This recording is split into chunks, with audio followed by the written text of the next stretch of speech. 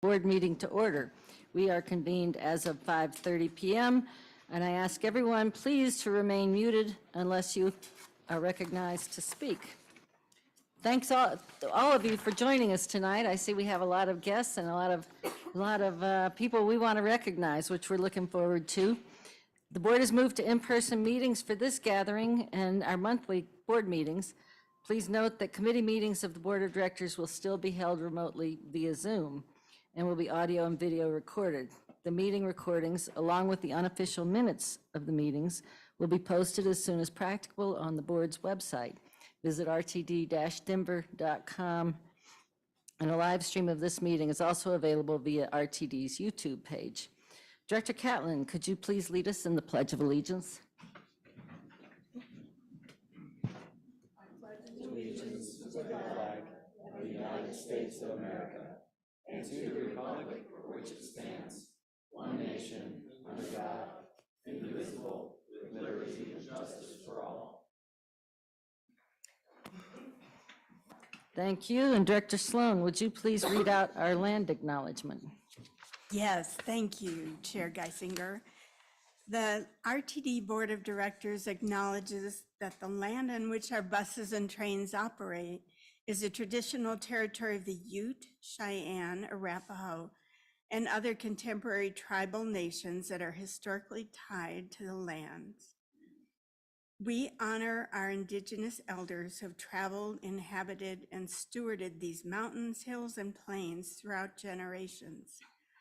May this acknowledgement demonstrate a commitment to working to dismantle the ongoing legacies of inequity of the Native and all historically oppressed peoples, and recognize their current and future contributions in the district as we move forward.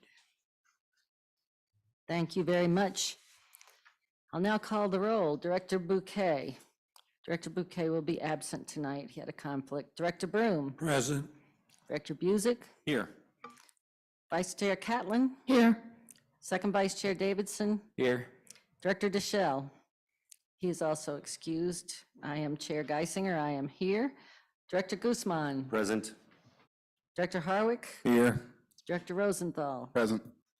Director Rusha. Present. Director Sloan. Here. Director Tisdale. Present. Director Whitmore. Go Nuggets. And Director Williams. Good evening. I am here. All right, with 13 present and 2 absent, we have a quorum. There are no retiree awards for this evening. Fourth quarter retiree awards will be announced at the November Board of Directors meetings. But we do have special recognition. One of our great traditions at RTD are our regular competitions, our rodeos of various sorts, and our competitions that are recognize our top operators, mechanics, maintenance workers across our rail, snowplow, and bus divisions. We have a really cool list of RTD employees and contracted services providers who are being recognized for their superior performance in the 2023 various rodeos. To recognize our outstanding performers in an orderly fashion, we'll go by division, starting initially with rail, then snowplow, then bus. Before concluding with bus, I will read the names and finishing places, I will read the names and finishing places of the competitors in each division and ask that we hold applause until the names of all the honorees from a given division have been read. Once we've recognized winners from all of the rodeos, I'll ask for comments from our GM CEO. Then we'll pause our meeting for a few minutes to distribute certificates of recognition and allow time for photos with honorees in attendance who would like a picture. First up, we have the rail division winners. Please hold your applause until all rail performers have been named. And if you just raise your hand when we call you, we'll like to recognize you that way. First up, the winners of the 2023 Light Rail Operator Rodeo are first place, Robert Dennis, second place, Jacob Tonda, and third place, Simon Javaris. The winners of the 2023 Light Rail Mechanics Rodeo are first place, George Sweeney, second place, Mike Hubbard, and third place, Bruce Diaz. Great. Thanks. Please join me in recognizing our 2023 Rail Rodeo winners.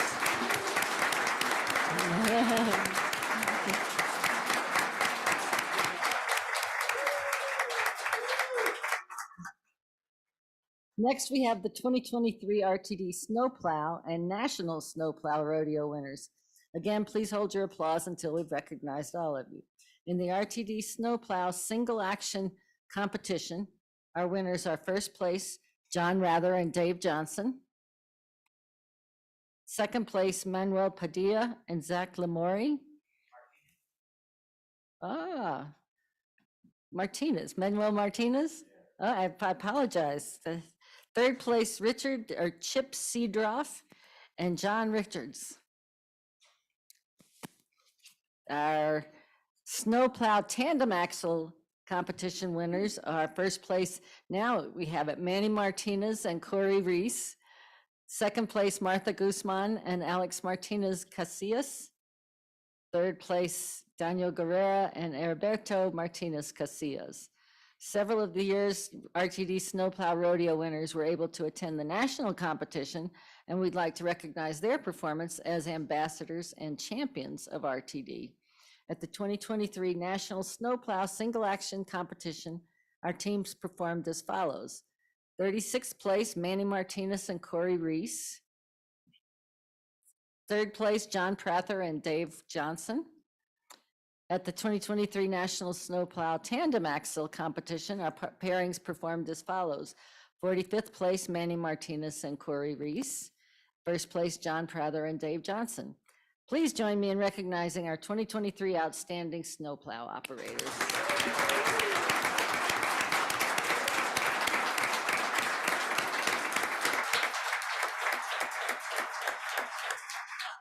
Last, but definitely not least, we have the 2023 RTD and Contracted Service Bus Rodeo winners. This is a lengthy list of winners, and I'd like to remind everyone, please hold your applause until we've recognized everyone. At our Fixed Route Bus Rodeo, the following operators prevailed. First place was Craig Bassbinder. There you are. Second place, Jimmy Romero. Third place, Samantha Martins. There you are in the corner. At our Fixed Route Bus Rodeo, the following rookie RTD operators competed in a new rookie division and are due recognition for their performance in that group. First place, Jorge Rosales. Second place, Lamont Dennis Smith. Third place, Gilbert Trujillo. All right. At our Fixed Route Bus Rodeo, the following contracted services operators prevailed. First place, A.B. Ekchan. Second place, Jose Ekchan. Third place, Ronnie Champeno. Sorry if I missed that. At our Fixed Route Bus Rodeo, the following rookie contracted services operators competed and should be recognized for their top performance among their peers. First place, Neb Berhi. Second place, Ruben Mendoza. And third place, Luis Martinez. At our small bus ADA competition, the following RTD operators came out on top. First place, Nagash Eritrea. Second place, Bel Gafur. And third place, Benjamin Joshua. In our maintenance competition at the bus rodeo, the following RTD teams showed out. First place, Ben Carroll, Marcus Carrillo, and Dan Jurek. Second place, Justin Rickmeyer, Yasha Demchenko, and Ivan Ortiz. There you are. Third place, Cesar Aldava, Blake Peterson, and Armando Mijail Verado. In the maintenance competition at the bus rodeo, the following contracted services team showed out. First place, Lance Newcomb, Derek Williams, and Juan Hinohar. Second place, Troy Forehand, Mamouche Woob, and Hassan Arkawazi. And the final category of winners to be recognized is our top performers from the service and cleaning competition at the 2023 bus rodeo. First place, Mark Buyalski. Second place, Ryan Foltz. And third place, Benjamin Kellogg. Please join me in recognizing our 2023 bus rodeo winners.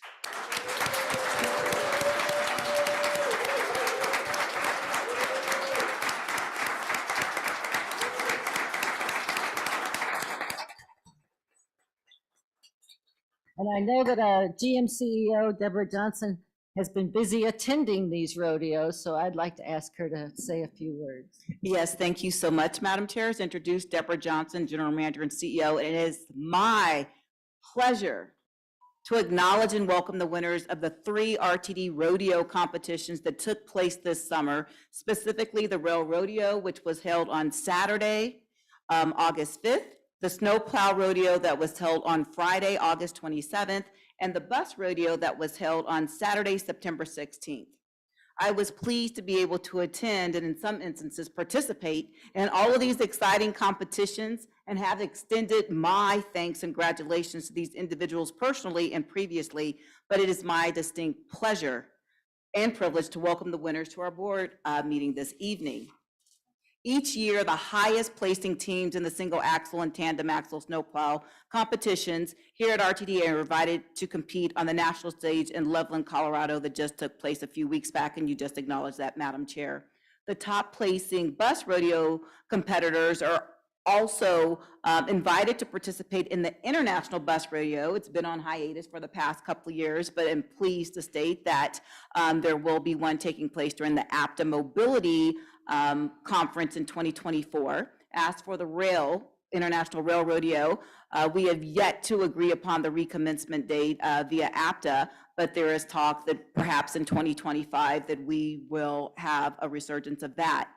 These competitions give the participants an opportunity to hone practical skills that they will use during the course of their duties and serve as a way to foster camaraderie, teamwork, and employee ownership, as we just saw by the roaring applause here. So please join me once again to recognize all the winners as well as the participants who may have not placed, who engage in these activities annually. It gave us an opportunity to come together and do some great activities. There was a car show, basketball games, a myriad of different things that took place. And so with that, Madam Chair, let's give everybody another round of applause, and then I'll turn the proceedings back to you. So thank you.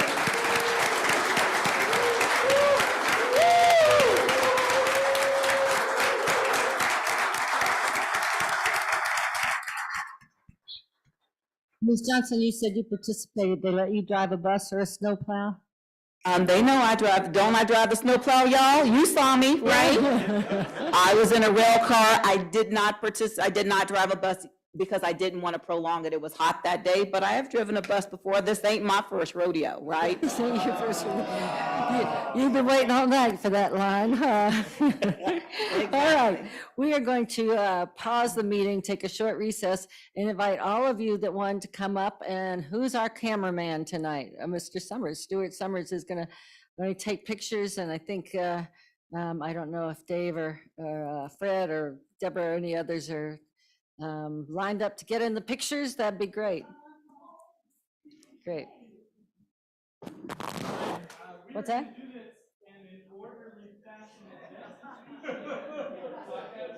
I guess I usually am in those too. Kind of the order we went in earlier, and we asked the chair here to join us for these photos.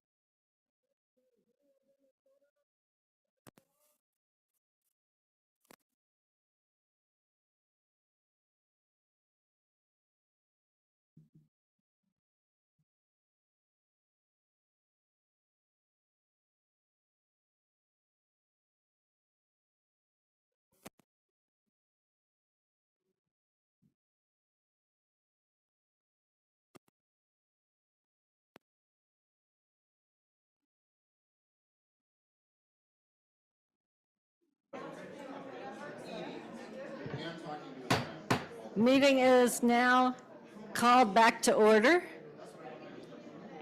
Thank you again. Please join me one final round of applause for our best and talented operators.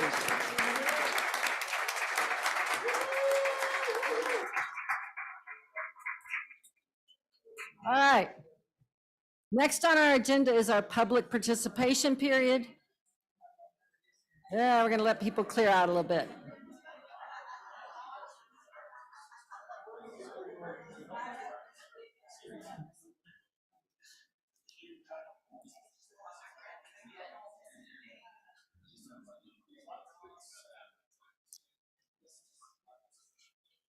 All right. Bye-bye, thank you. Next on our agenda is our public participation period, which is only open to anyone who would like to address the board. All right, board. As we have both in-person and remote attendees, in-person comments will go first, followed by those who are participating remotely.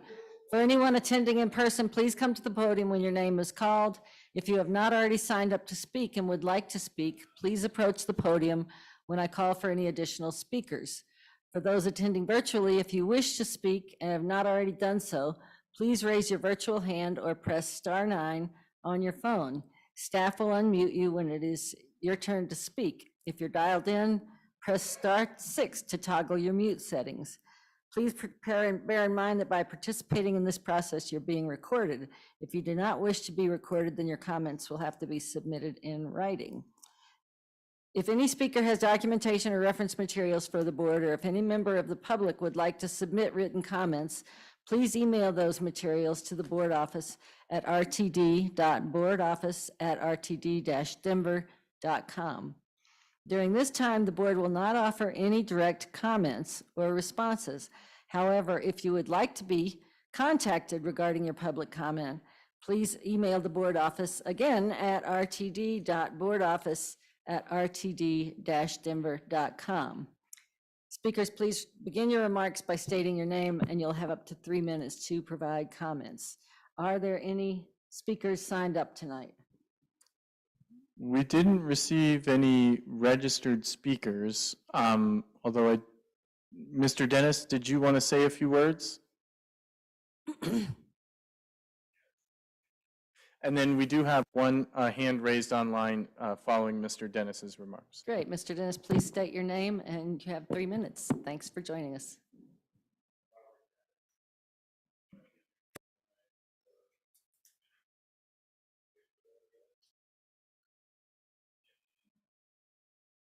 I was concerned about a coworker of mine, James Ferris. He's fighting a renal cell carcinoma right now, and I just wanted prayers and support to be for him, and that he'll have a hasty recovery and he'll be back to work with us soon. That is very nice of you, Mr. Dennis, and I think we all join you in wishing Mr. Ferris just the very best and keeping him in our thoughts and prayers. Thank you for bringing that to our attention. Thank you. All right, we have a speaker on line. We do. Connor Shea has raised his hand. Mr. Shea, go ahead. Hi, my name is Connor Shea. I wanted to start off by saying that I appreciate RTD a ton. Rail and bus lines aren't easy to run at all, and having options for public transit in Denver is really appreciated by me, and I'm sure many others. I live in District A near Alameda Station, and I rely on the E-line to get to many places, Union Station, to get to the airport, and to get to Arvada to visit friends, to reach the W line to visit family, and plenty of other things. It's useful for getting to Nuggets games like tonight, and though I don't know why anyone would this year, to Broncos games. I was looking forward to the returning of 15-minute intervals for the E-line starting this month. Now the construction is paused for the next couple of months, but at least based on comments from RTD on Twitter and elsewhere, my understanding is that it won't change until the service updates happen in January.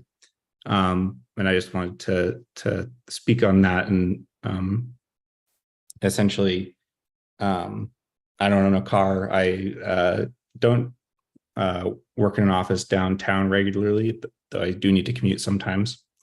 But it's quite inconvenient to be reliant on rail lines that are running only every 30 minutes instead of every 15.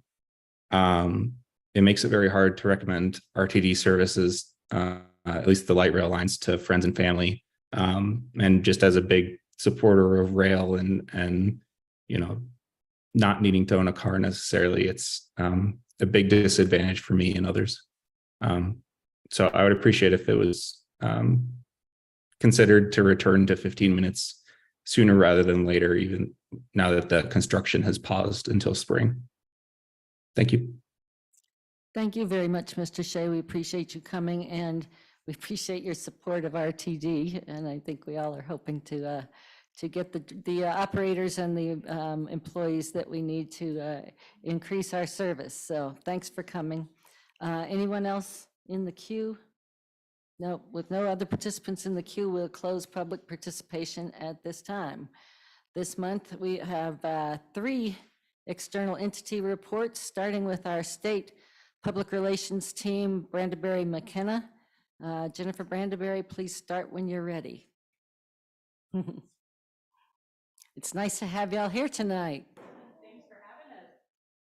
It's been a very, very long time since we've been before you all, so appreciate the opportunity to be here tonight. Even though it's been a long time, I can tell you the work has continued, and we really appreciate the leadership, both with Deborah and her team, and working with Director Geisinger. And a special thanks from our end to Michael Davies, who's just been a fabulous partner in the work that we do at the state legislature. Really quickly, I just wanted to let you know, I think you know Megan Gilchrist. Megan's been with us since 2008, and I don't have to do math. And then also tonight, we've hired 2 new people at Brandeberry McKenna. One who's specifically going to work with us and has a background in municipal government is Molly Steineman, and she's here tonight. She's been on the team now for about 3 weeks, but came most recently from CML, and prior to that had done some work for the Restaurant Association, so has a long history in the building and a stellar reputation, and we are thrilled to have her. I think really quickly, we just wanted to give you a high-level update of what we've been doing in the last years plus. As always, we meet with legislative leadership and legislators. I think this year, we've already met with House and Senate leadership. We have a meeting scheduled with the governor's office this Friday. We continue to meet with transportation chairs and members of the Transportation Committee, and then really trying to, between now and January 1st, get in front of all the members, legislators from the very large RTD district. And special thanks to a lot of the board members who also meet regularly with their legislators and communicate to us when they've had those meetings and what they're hearing. That kind of communication just makes us better advocates for you all under the dome, so appreciate that work. We had a busy interim with presentations to the Transportation Legislative Review Committee, both in August and then again in October. Again, thanks to the board members who show up and come to those meetings. It's always great. We get a lot of feedback from legislators. They like seeing you at the Capitol, so appreciate all of you all that attended those meetings. Also, I think what is really changed is, the atmosphere at the state capitol 5 years ago was pretty hostile to the district, and I would mostly get requests from legislators telling me about bills they were doing to, get RTD or fix RTD. And what I can say now is, I think with this new team and the work we've been doing collectively, we get a lot of positive feedback about how can we partner with the state. A great example of that was Spare the Air that the administration put forward. We expanded it last year. Michael and the team here worked really well with the governor's energy office, And I think going forward, this upcoming year, we expect that it will be built into the governor's budget to make that program permanent and statewide. So I think we really led on that with the legislature and had a great press conference earlier this summer and a good report to the TLRC. The other thing that I think is a possibility for us going into this next legislative session, the General Assembly is very impressed with the pilot project for Fare Free 19 and under.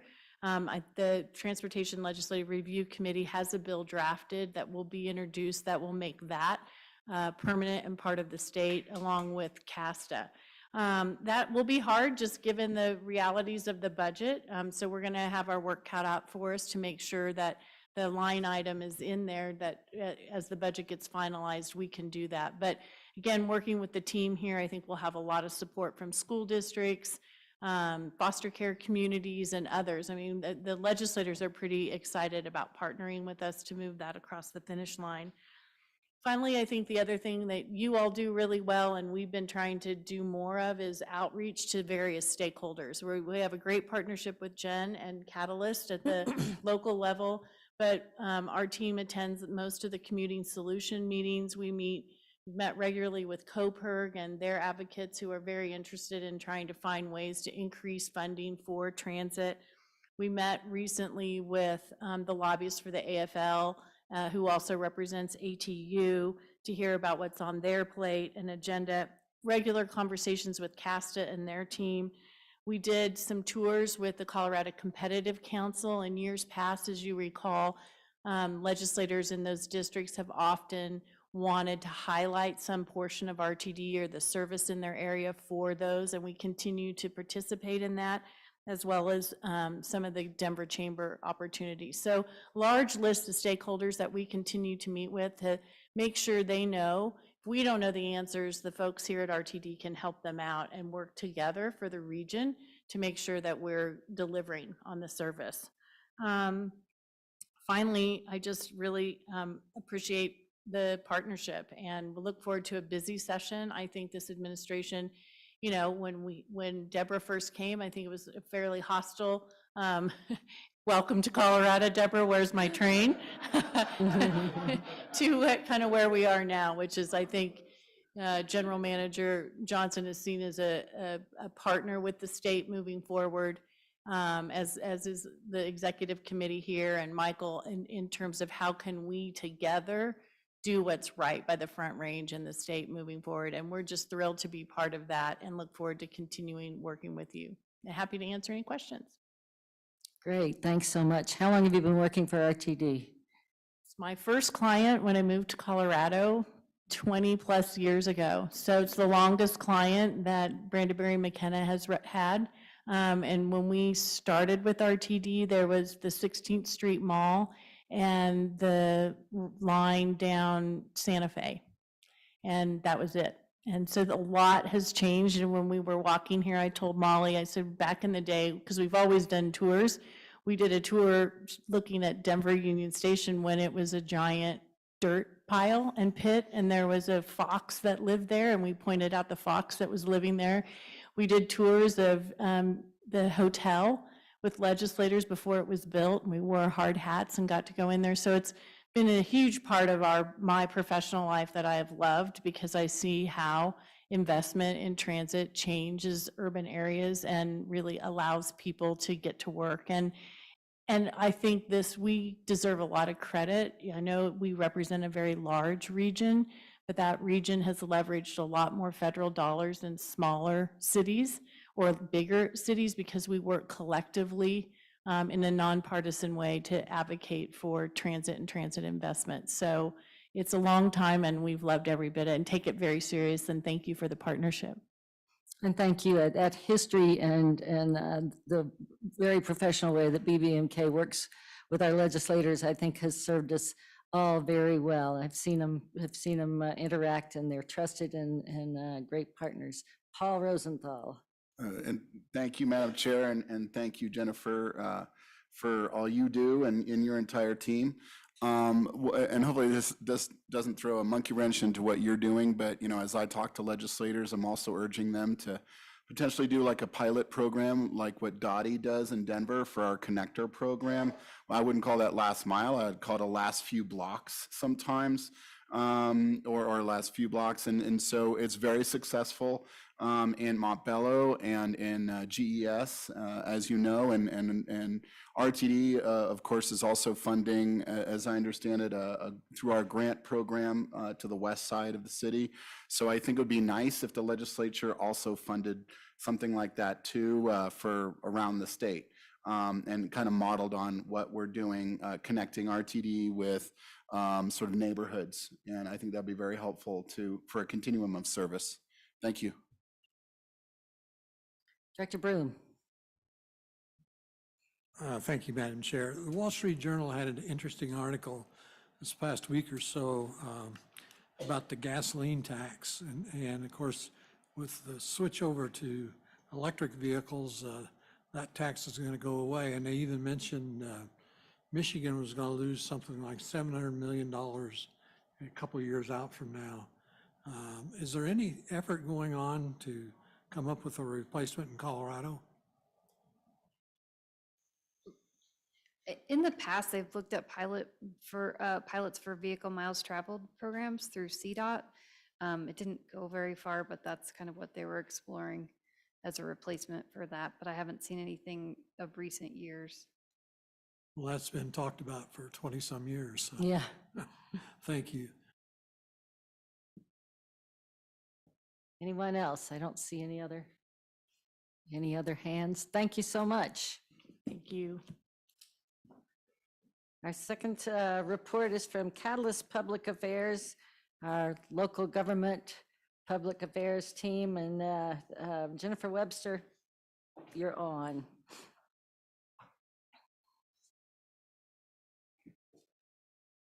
Is this on? Good evening, and thanks for the opportunity to be here. I'm thrilled to be here in person. I've met each and every one of you individually, but I've never presented before the whole group together, so this is an exciting opportunity. I really wanted to say thank you to the board. Jennifer Webster with Catalyst Public Affairs. We do local government and stakeholder outreach for you and the team at RTD, and I wanted to provide a quick update to the board about some of the buckets of activities that Catalyst supports for RTD. Starting first with local government outreach, I think the last time I briefed the board was virtually, and we talked about how we used the survey last year to inform how we do our outreach with local electeds.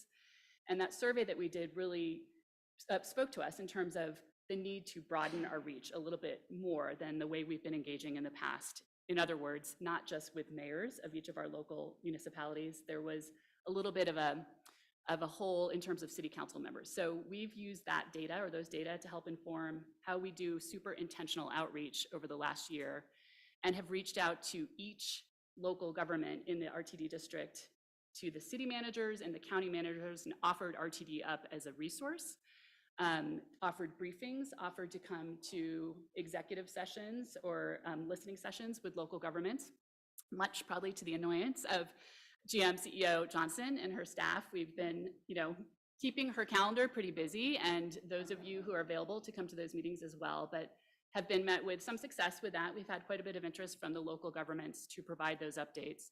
And really those updates have helped inform further conversations. So we've done outreach at the county level with Douglas County and Arapahoe County and Adams County and several municipalities within each of those counties.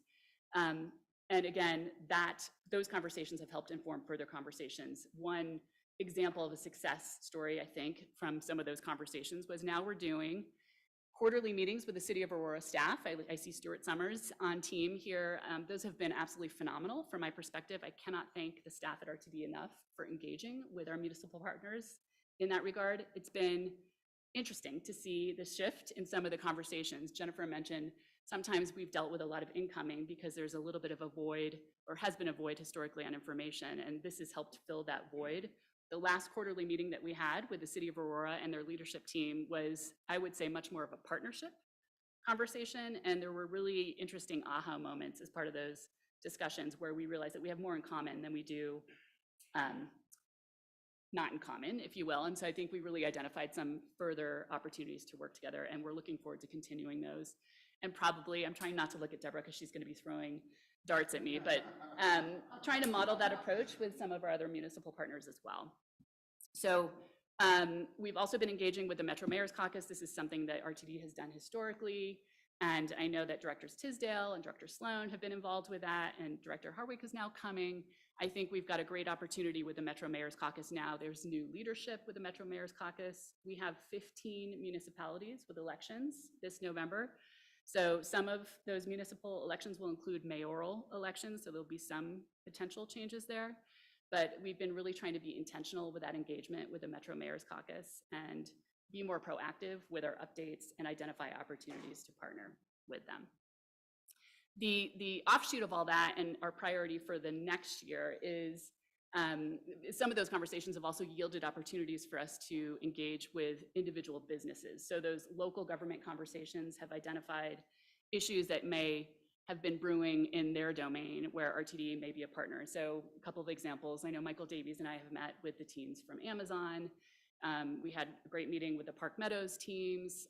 Some of the same issues that come up that you all hear about within your district meetings, safety, travel times, et cetera. Those are often the issues that come up with these businesses, but our reach has been able to be broadened because some of those conversations with our local partners have identified those opportunities. And then our priority for next year is to be a little bit more intentional with our engagement in the business advocacy community. There are a number of chambers of commerce and economic development corporations where you all have memberships. RTD has memberships. We engage with them. You can't be everywhere at once. We've had a lot of feedback from our chamber partners that they would love to see RTD come to a transportation committee. Many of these chambers within the Denver metro region have infrastructure committees that meet monthly or transportation committees. And so we're working with the team, Stuart's team again, the communications team, to identify that universe of memberships and those universe of engagement opportunities.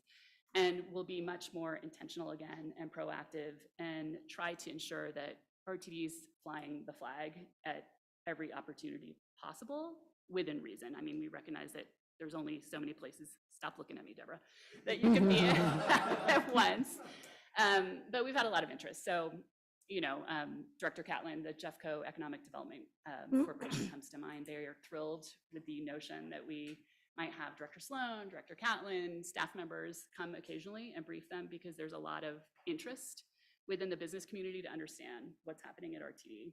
And frankly, we think that really benefits us going forward if we have broader challenges that we're trying to tackle. It helps us build that net of ambassadors in the community.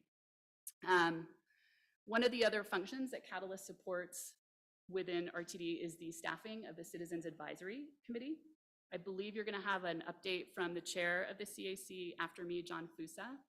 And we're working with Jack Kroll, and thanks to Director Geisinger for spearheading that conversation to really fine-tune an approach for the Citizens Advisory Committee next year. They're hungry to try to provide input, as you've heard in various reports, back to the board on priority issues for you. And so one potential item is having them focus on revenue sources and understand how this organization is funded, understand if learn to see if there are other opportunities to change potentially the way the organization is funded and make some recommendations back to the board. So we'll bring that focus back to this board once we fine tune that a little bit more. And then the sub-regional service councils is another area where Catalyst engages on behalf of RTD, working with the RTD staff. We've had 3 series of sub-regional service council meetings. As you all know, there are 5 of them, and those were born out of the DRCOG accountability report. They're regionally focused by travel shed. There's a Northeast, Southeast, Northwest, Southwest, and Boulder sub-regional service council. I know I'm telling you things you already know. We've had, like I said, a handful of meetings with those groups. Really, the primary focus for the sub-regional service councils this year has been the partnership program that you all authorized last year. So there was a lot of interest within those sub-regional service councils. I believe we had 10 applications for projects and awarded 8. And as Deborah's been at various city council briefings, in fact, one today, as she was sharing with the Denver City Council's Ludi Committee. The outcome of that partnership program, there was a lot of interest. And I think we'll have more interest from our elected partners next year, considering the board has authorized or is considering authorizing additional funding for that program next year. So, you know, really the theme here is partnerships in all of our outreach and our conversations. And I think those are great opportunities.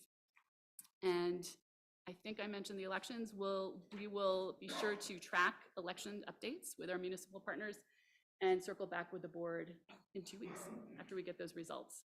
So I would be happy to answer any questions you might have. Thank you so much. Director Catlin. Thank you. Thanks, Jen, for a good report. Director Sloan and I have had inquiries about, or from school districts, from Jeffco School District, about, you know, engagement and discussions for partnerships. And I know Ms. Johnson has been involved in those as well. And I was just wondering if your plan for this next year, due to our Zero Fare for Youth pilot program, might include some of those discussions. Thank you, Director. I think that's a great idea. They're not on our list right now, but we can certainly add them. And I think that's another example of good partners in the community. And so we'll certainly add those to our list. I know there have been some discussions about, you know, driver shortages within the school districts too. Those issues seem to come up quite a bit as we're out and about. But we'll Yeah, I just think it's an opportunity with this Zero Fare for Youth to really do great outreach. So, Yeah, agreed. thanks. Dr. Rosenthal. Madam Chair, if I may? You bet. Yes, thank you very kindly for the opportunity to just address Director Catlin's question more specifically. That is in the works as we talk about engagement with the school districts. It's the whole element behind Zero Fare for Better Youth, because we need those data points as we assess the feasibility of the program. And as we look to advocate for statewide funding, we need to have those data sources. And we would like to have those entities come on board with us to advocate for the continuance of this program through subsidizing it. So recognizing, while Jen may not be specifically involved right now, recognizing this program just launched at the beginning of last month, we're in the process of doing that. And then just to follow on to the inquiry that was received from Jeffco, staff did reach out, as we said, and actually 2 times, and I believe that there is a meeting that has the meeting that's going to be scheduled because Mr. Summers was able to get a response from the individual who reached out. So just wanted to ensure that we have been engaging, and it took some time to get a response back from that entity, but we are moving full steam ahead with all of the entities that provide different services to school age children, not just those that are school districts, but other programs and things of the like, as we want to ensure that we are casting a wide net. Thank you very much, Madam Chair, for the opportunity to add additional commentary. Thanks. Of course, thanks. Dr. Rosenthal. Thank you, Madam Chair, and thank you, Jennifer, for you and your team for all your work. I mean, it's quite exhausting hearing all the different things that you are working on, the different levels of local government.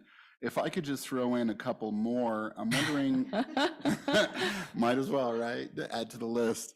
You know, especially given a couple of our line items, and this, of course, intersects at our state level as well. Item D, in regards to our assault-related crimes on our RTD frontline employees. To the extent that you have had discussions with district attorneys about charges on some of these offenders who are doing that, and, you know, how do we really make it so folks are not assaulting our drivers? And as a second issue there, mental health, working with these localities, you know, City of Denver has a STAR program, things like that. So it may not necessarily be a law enforcement issue, it could be a mental health issue, you know, and I know that that's a real stressor in our state. But, and then, so yeah, so that would be one of the things that I'd like to bring up. I see Ms. Johnson would like to address that first real quick. Yes, I would. Thank you very much. So to the question that you raised, Director Rosenthal, about creating a welcoming transit environment, that is an element we have been working in tandem with Brandeberry McKenna, as we talked about and as you heard from the team when they presented to you. We have engaged with a myriad of different elements. We are engaged with AFL-CIO. We are talking to various district attorneys and had last year as well, recognizing that we want to see increased penalties as it relates to where we are via partnership. You referenced the STAR program with the city and county of Denver. We have been immensely involved with that program, and without running without trying to sound boastful, having reached out to the previous administration to convene those discussions and created a working group going forward. Additionally, had the opportunity to meet with Mayor Johnston just last week and talked about the need for the continuity. And under the leadership of Dr. Chief Fitzgerald, we are leveraging that, more so looking at different opportunities jurisdictionally as it relates to the partnership that we can engage within as it relates to mental health and other type of resources, recognizing that we are a convener of people and that we don't discriminate, because the operative word in what we do is public as it relates to public transit. So all of these things are in the works, and I'll leave it there because basically it's not falling within the auspices of local government. It's something that we have been doing, but quite naturally, as we go out and meet and have these engagements on a recurring basis, these issues come up as it relates to one's personal security and public safety as a whole. Thank you. Thank you. Go ahead, Director Rosenthal. Thank you, and thank you, Madam General Manager. And I understand I'm also bringing up some topics that now I won't have to discuss later in our agenda today on our legislative program. The other question I have is whether, and to the extent that when you have discussions with city managers and mayors and city councils and city planners and things like that, as cities like, say, Aurora, for example, is hugely expanding, is that something where you have discussions with them to say, look, you know, we'd love to know what those expansions are so that we can also plan for the future for where we have our service? Thank you for that. And I think that's a good example with the city of Aurora, because in those quarterly meetings, the senior leadership team is assembled. And so those types of issues tend to come up organically. You know, I'm trying to think of good examples that came up in the last meeting where we were made aware of some strategic planning efforts that they were undertaking that we didn't know about before those meetings. So I think the basic answer is yes. I think those types of conversations will start to come up more organically, and we can certainly try to emphasize that issue going forward. Director Whitmore. Just wanted to say thanks, Jen, for all the progress we've made with our local government relationships. You know, absence does not make the heart grow fonder. So we do have to be very repetitive in our visits with our commissioners and our council members, our mayors, public works managers. I mean, the list goes on and on. And I do feel like we, where we can budget-wise, need to be active members in the economic development and chamber organizations. It serves us well. And I know that we need to clone Deborah, but I'm thinking we might need to clone you as well. No, that would not be a pretty scene. Okay, fair enough. Well, I know there's one thing, they certainly don't want to clone any more board members, but that's another topic, right, Kate? Anyway, I do appreciate that, and any way we can help with inroads from our local connections, we need to do that to make the job easier for everybody, so. I appreciate that, and Keep you up all the good are, work. yeah, thank you very much. And you all have really good relationships in your own communities, clearly, with the chambers. So we will be leaning on you, and we have already. So so stay tuned. Thank you. Yeah. Yeah.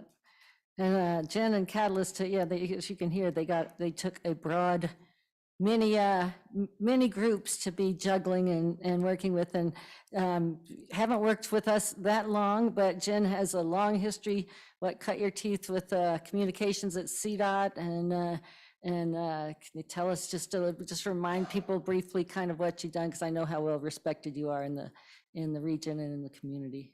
Thank you, Director. I'm looking at Director Catlin to keep me honest here. Well, let's hear them.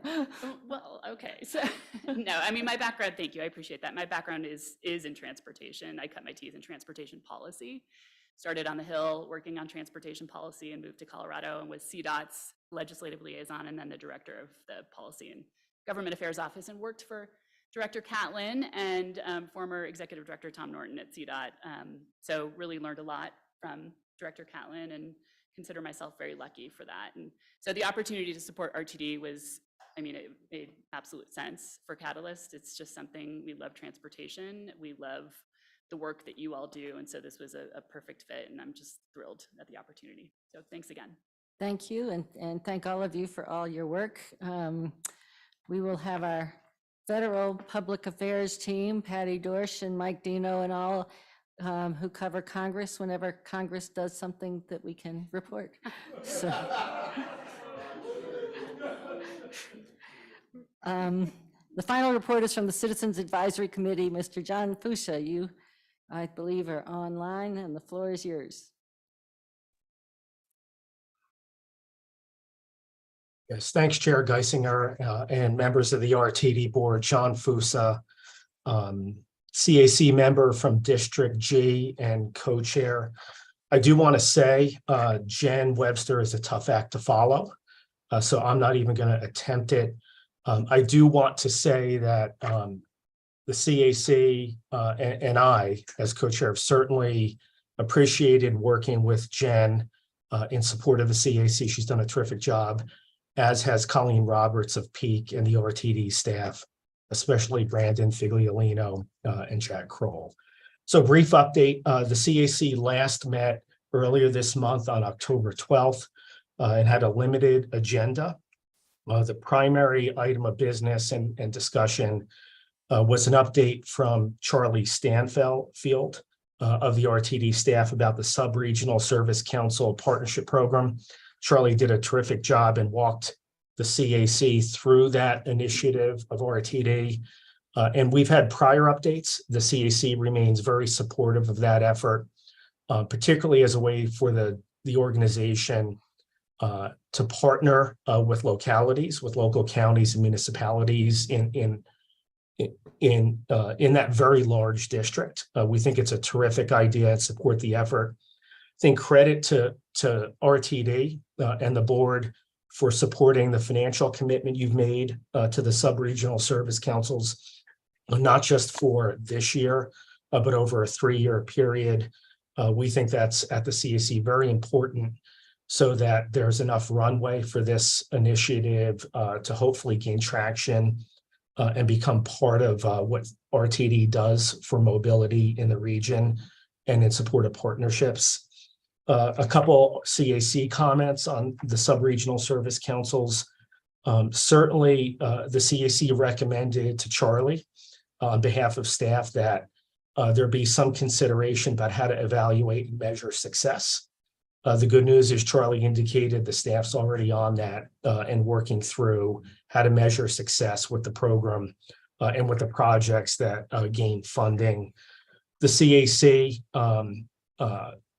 in all transparency, me, as a member and co-chair, asked if RTD staff would consider having a CAC member serve on the application evaluation committee in the future as a way to get the CAC more involved and supportive of that effort, which really goes to local partnership, similar to the one representative that Dr. Cog has on the evaluation committee. So that's my pitch for that. And Charlie said he would take that back for further discussion.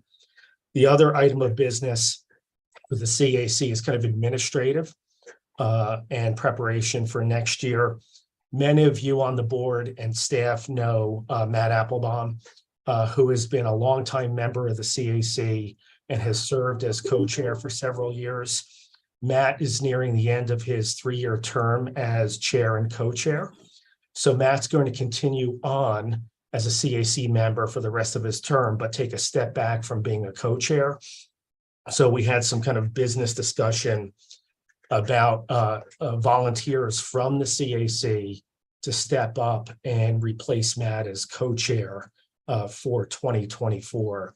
And we have a good group of volunteers and residents from across the district, all very talented and committed to RTD's mission and the goal of increasing mobility and the role of transit in the region's kind of health and vitality. So I've got my fingers crossed, I think, as does the consultant and staff team, that will have a couple of volunteers who will step into that position. So the board knows I'll continue on as co-chair in 2024 for 1 more year to fulfill my 3-year term as co-chair and to help out and provide for a transition as we bring a new co-chair on. I think with that, I do want to recognize Matt Applebaum, solely speaking for myself, but I think the CAC want to Matt, he's been active in City of Boulder County, in the region for many years now. I've enjoyed working with Matt and learning about the CAC and its role for the past 2 years, and also enjoying the way he advocates for both the CAC, RTD, and transit in the region, and never holding back on his opinions and perspectives, which I very much appreciate. So I just want to recognize and thank Matt Applebaum for his service on behalf of the CAC. It's been really important and I think worthy of recognition. And then lastly, we look forward, as I think Jen mentioned in her update prior to me, working with the board and RTD staff, as well as Jen and Colleen as consultants supporting the CAC on our 2024 work plan, including that topic of kind of the financial picture and how the CAC can provide input and support to RTD in terms of the longer range financial picture and revenue, and in the way that the board and the staff think appropriate. And we look forward to continuing discussion with the board and with you, Chair Geisinger, about how the CAC can have a meaningful role and be supportive of the board, the staff, and the mission of the organization in the region. And that's it. So thanks very much and have a great evening. Thank you so much, Mr. Fuchsia, and thanks for your service on the CAC. And I think we all join you in thanking Matt Applebaum for his years of service as chair and co-chair. And yeah, I'm excited about the meetings we're having and getting the CAC working with all of us on looking at revenue sources and diversification in the future, and we'll keep those conversations going. So thanks very much. Item number 9 on our agenda is the Audit Committee report. Director Catlin and Davidson, do you have anything to report? We have not had an audit committee meeting since we last met here as a board. However, we will be having one on November 6th, and we should have a fairly lengthy report at our next board meeting. Thank you. Finance and Planning Committee report. Committee Chair Tisdale, do you have a report? Thank you very much, Madam Chair. The Finance and Planning Committee met on October 3. The minutes of that meeting are contained in your packet at pages 16 to 19. There were 4 items on the agenda that came forward as unanimous recommended action, so they are on the consent agenda for this evening. In addition, we had a very good informational presentation by the staff of the CU Leeds School of Business regarding our projections. And the next meeting of the Finance and the Planning Committee will be on November the 14th of this year at 5:30 p.m., which will be a Zoom or virtual meeting. Thank you very much, Madam Chair. That concludes my report. Thank you, Director Tisdale. The Operations and Safety Committee report. Committee Chair Williams. Thank you, Madam Chair. I'm sorry I did not know the page numbers in the packet reference, so my report is incomplete, but we did meet in October. We had no recommended actions. We had 2 discussion items. We had a really great presentation by our Chief People Officer, who someday I'm going to learn how to say her last name right, Miss Pelegi. Keep trying. I'll keep trying. Really great information that we had on the people recruitment and retention process. We enjoyed that. We also had a report from, I got this one down, from Dr. Chief Joel Fitzgerald on what was going on within our Transit Police and Emergency Management Department. So we learned a lot. All of that information is available to the public on the reports, which are on the website. And the committee will meet again on November 15th happy to have everybody attend. Thank you. Thank you. Performance Committee report. Committee Chair Davidson. Thank you, Madam Chair. Director Davidson speaking. We met on October 16th of the Performance Committee. We had a presentation of the community and customer survey results. For any colleagues that may not have had a chance to listen in, it's worth going back and looking at that. They were very, very interesting. We also had a good discussion around Net Promoter Score and how it's not quite serving us, as well as some of the details that we received as to what is really driving customer satisfaction. There were a number of areas that we're leading the nation on right now, so we were excited about that.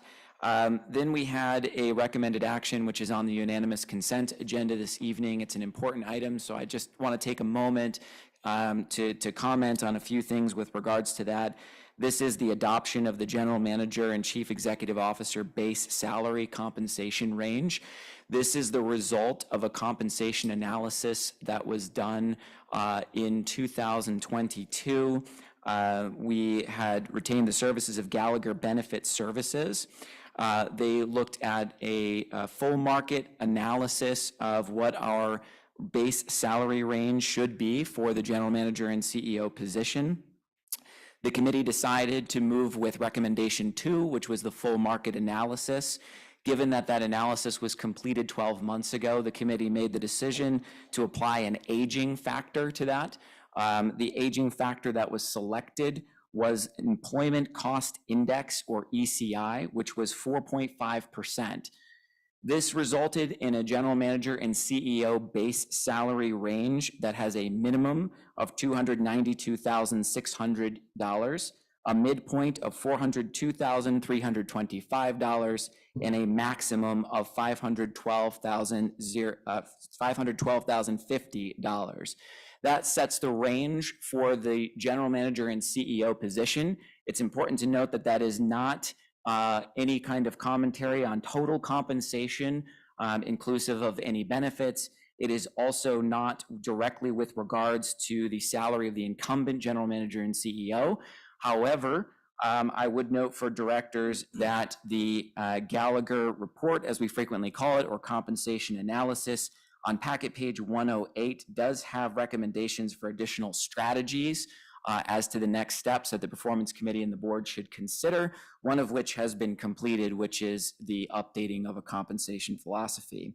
I'd just like to note that the Gallagher Benefit Services did note for us in that report that we should revisit this range on an annual basis or biennial basis, and that we can look at others for frame of reference. I'd like to highlight, I'm happy to answer any questions as directors may have about this as we move forward into next steps. We're not the only ones dealing with this. Actually, a number of agencies have not had published ranges for their positions in an increasingly competitive environment for this very specialized position. That's becoming increasingly important. I think actually TriMet's board put it well when they recognized a lot of recent retirements of CEOs and general managers in the transit sector, when they said that a smaller pool of experienced chief executives are available right now. And in fact, TriMet is contemplating an adjustment to their base salary range and understanding what next steps they need to take. So we're not alone in this. It was an important step to take after going through that compensation analysis. Thank you for the lengthy report. Thank you, Madam Chair.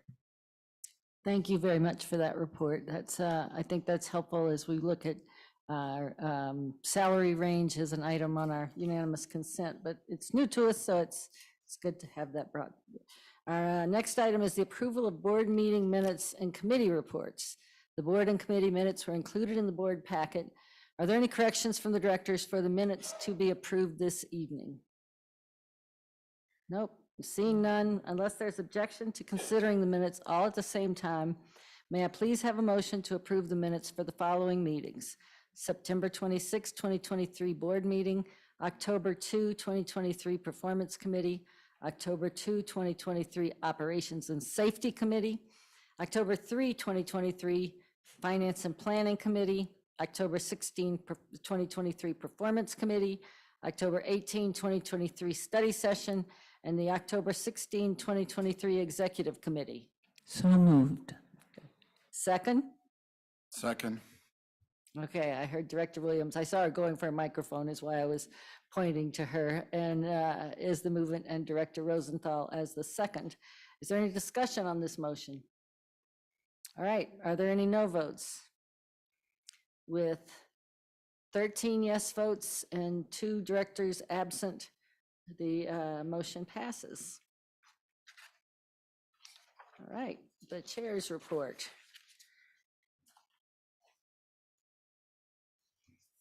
Thank you all for a very good study session the other night. We went back in the executive committee and talked about next steps, and some of what we did at the end of that meeting, but we had 2 specific bylaw changes that we discussed that we will be moving forward. Those are drafted and will be moving forward following the discussion to a vote in November probably. And that is the length of the meetings and the informal the informal meetings by board members that comply with the open meetings law. As Jack Kroll explained to us, we will be embarking, and the board office largely will be driving this, but looking at a review of the bylaws, and this will be your chance for, obviously there may be other things we want to consider and look at and clean up. So we will be listening to board members and trying to move those forward. There's several other items that we talked about that we'll be drafting for and bringing back to the board over the course of the next few weeks and months. The TLRC, I think Jennifer Brandeberry explained very well. The TLRC, she didn't put it exactly this way, but they get to bring 5 bills forward. And one of the bills is the funding for Zero Fare for Youth and funding for the Zero Fare Month. And it also has a provision for that Senator Priola was wanting, that is a study of a statewide pass that would be available for purchase by people, statewide transit pass. I attended a groundbreaking for Highway 119. Ms. Johnson spoke at that. I think, I know that Director Davidson was there. I think was somebody else there, maybe not. It was kind of came up very quickly at the last minute. The governor, Senator Hickenlooper, Commissioner Claire Levy, and our GM CEO and CDOT director all spoke. The father of Magnus White all spoke, who was the young bike racer that was killed on 119 tragically just in the last few weeks. And so adding that bike lane and the bike way and making the other changes to move people along, but try to avoid that in the future is critical. RTD is putting in about 33 million, and we were celebrating the award of 25 million in the federal RAISE grant that finishes the funding for the project. I spoke to the Commuting Solutions membership meeting, and I find, I'm sure a lot of you are hearing these things too. People really love our fare changes. People love our Zero Fare programs. They're very interested in the partnership program, which, by the way, I talked with our CFO last week, Doug McLeod, and because I realized when we looked at the budget that I wasn't clear on the funding for that, but we will be rolling, the budget has us rolling over 2 million to another 2 million. So next year, instead of being funded at 2 million, it will be funded at 4 million, right? I think that's right. It's rolled over. So that's exciting. And they're also interested in our revenue diversification efforts. There's a lot of interest around that. I've met with Danny Katz from Coperg and with Jennifer Brandeberry and some of the leadership there. A lot of people trying to help. Coperg has the Alliance for Transformed Transportation, and we've talked about that they're looking at revenue ideas. Tomorrow afternoon, there is an onboarding from 3 to 5 on asset management and state of good repair, which promises to be interesting, and of course, we're all invited. That's all I have. Ms. Johnson, you have a CEO report.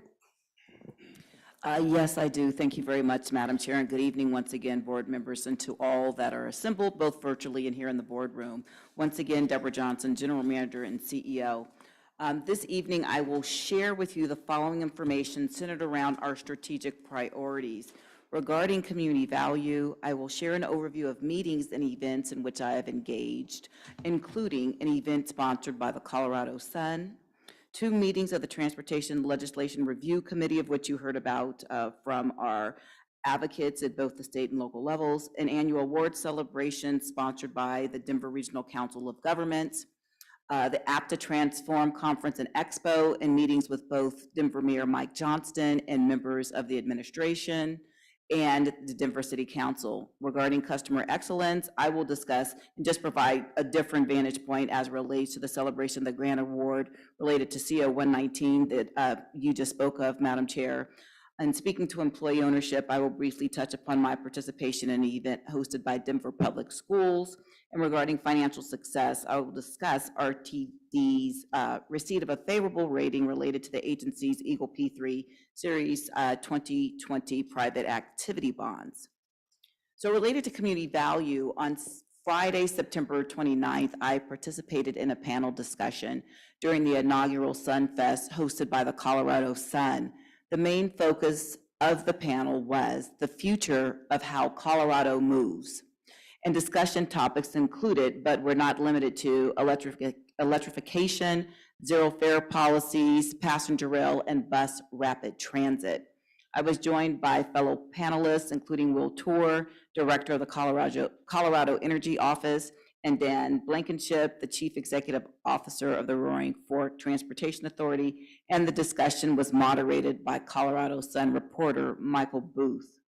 On Tuesday, October 3rd, I engaged with the General Assembly's Transportation Legislative Review Committee, better known as TLRC, to share information regarding project funding awards to the Call for Projects Partnership Program, as well as preliminary data for the 2023 Zero Fare for Better Air 2-month initiative.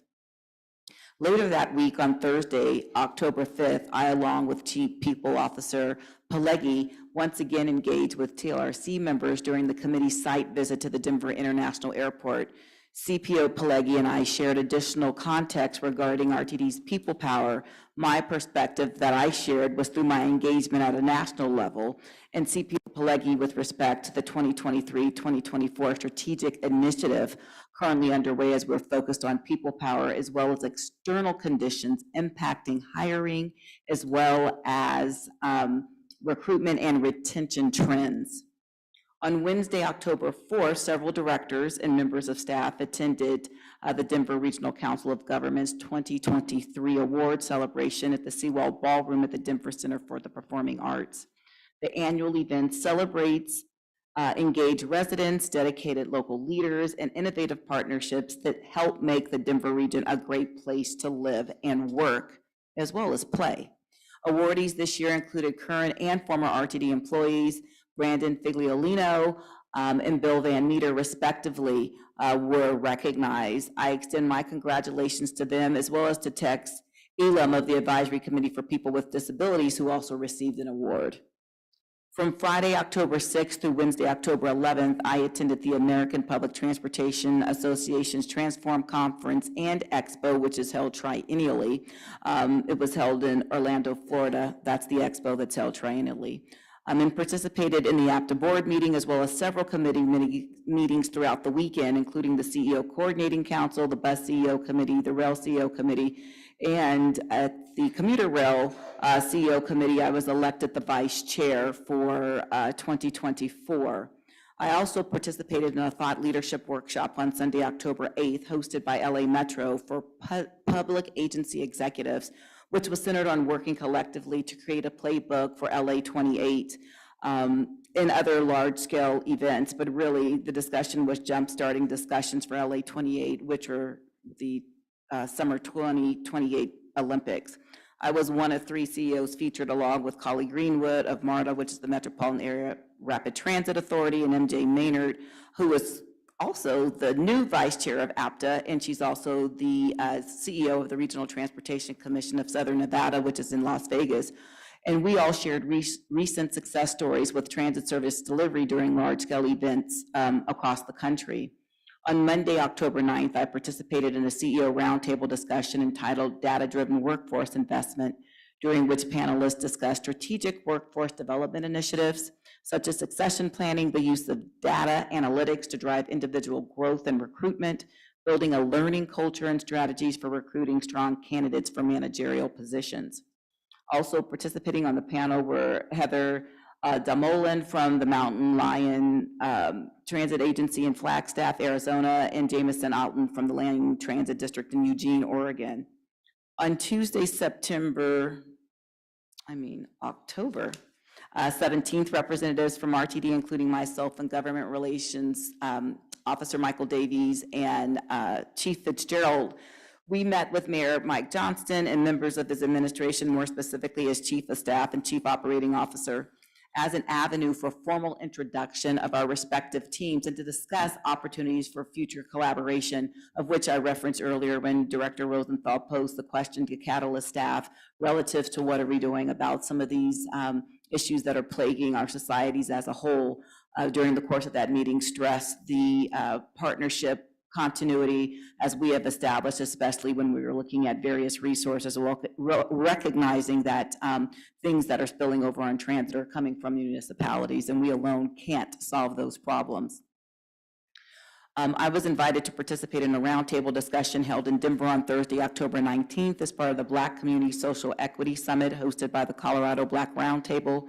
The discussion focused on diversity, equity, inclusion, and belonging, and I gave remarks on the significance of public transit, which is particularly important public resource at this time in this country when established legal protections for historically disenfranchised and marginalized communities and individuals have been undermined.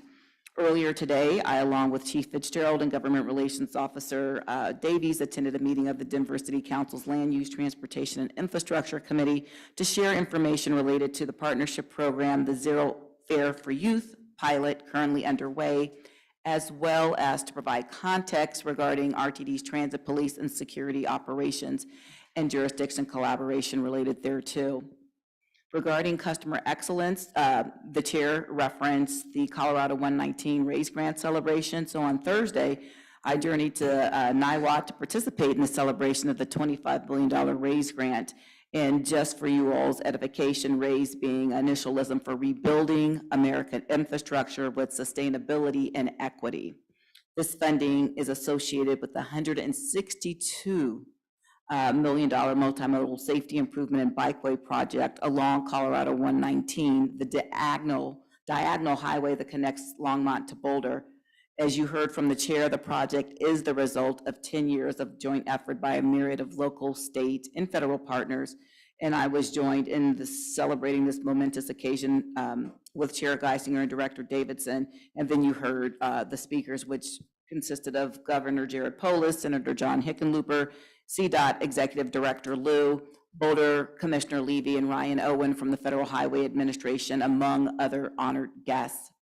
Speaking now to employee ownership, in recognition of National Walk and Roll to School Day, Denver Public Schools invited individuals to serve as celebrity crossing guards for various schools throughout the city. I, along with Lieutenant Governor Diana Primavera, Mayor Mike Johnston, DOTI Executive Director Adam Phipps, musicians, local news anchors and reporters, and others don fluorescent yellow vests. And mind you, I got glittery letters on the back that say Johnson, just in case I forget my name, to assist young scholars safely getting to their schools. On the morning of Wednesday, October 4th, I was assigned, along with the Lieutenant Governor, to Columbine Elementary and Prep Academy, which share a street crossing, and I had a fabulous time engaging with some of Denver's leaders of tomorrow.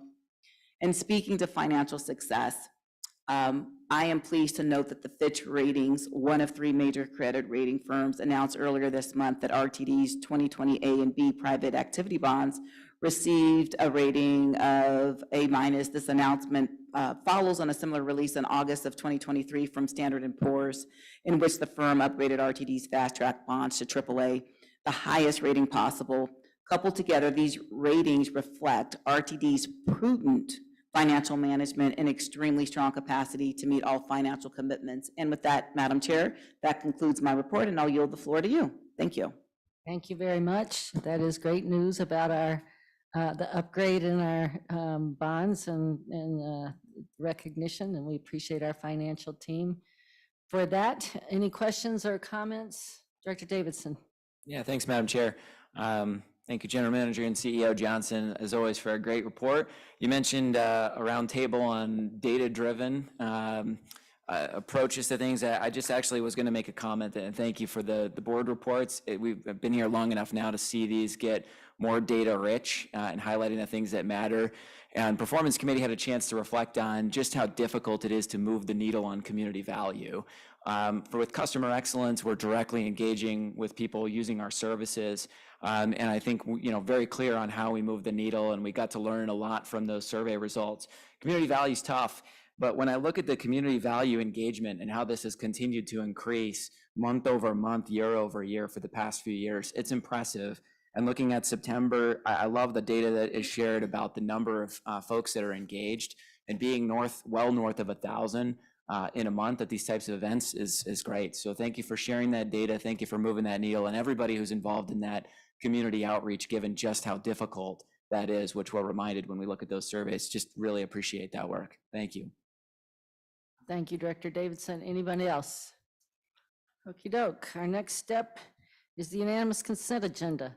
On our agenda, there are 5 items listed on the unanimous consent agenda, listed under Section 16, Actions A through E. Those items are the Third Amendment to the Salaried Employees Defined Contribution Plan, the 2024 Investment Policy, the 2024 Fiscal Policy, and the 2024 to 2029 Midterm Financial Plan, or MTFP, the GM CEO Compensation Base Salary Range. It's our practice and our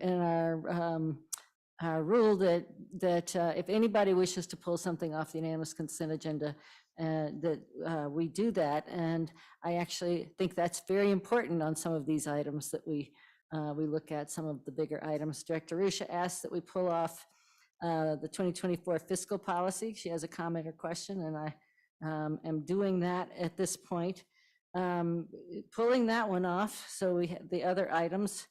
May I have a motion to approve the consent agenda? So moved. In a second? Second. I hear Director Whitmore is the movement, and Director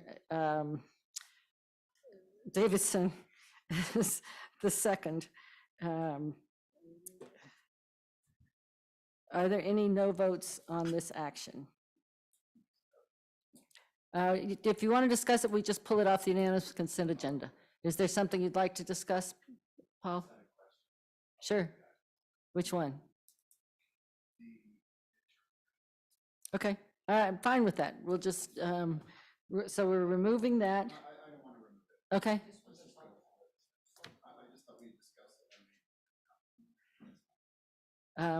Okay, I think we usually, it's just unanimous, but go ahead.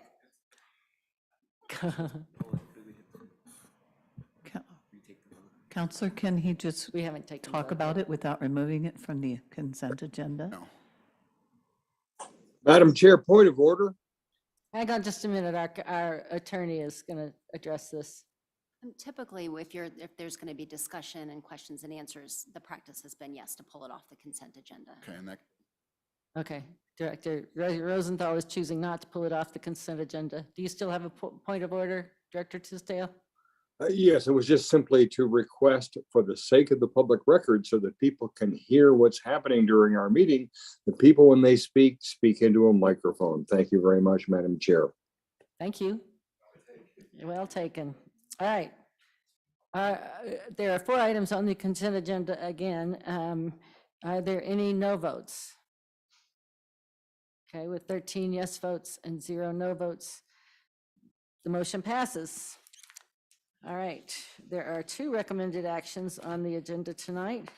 The first recommended action is the 2024 fiscal policy. It is for the Board of Directors to approve the 2024 fiscal policy.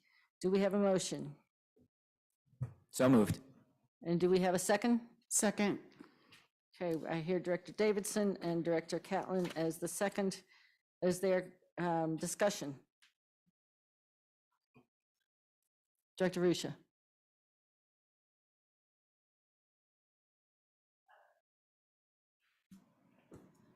I apologize, Madam Chair. I think I forgot where we were in the agenda. Did we just pass the entire, I guess I was going to ask for a point of order. Did we just pass the entire consent agenda? We passed the consent agenda without the fiscal policy, and we pulled the fiscal policy as a recommended action. And right now we have a motion from Director Davidson and a second from Director Catlin. And so we're asking for discussion on the fiscal policy. Okay, thank you, Madam Chair. I apologize. No problem. I have a hearing impairment. I thought I heard you say 4 items. Okay. The 4 items were the consent agenda that we passed. Okay. Okay. Thank you. Okay. So, thank you. So I am a yes vote on this recommended action for the fiscal policy. I just wanted to raise a brief point of discussion.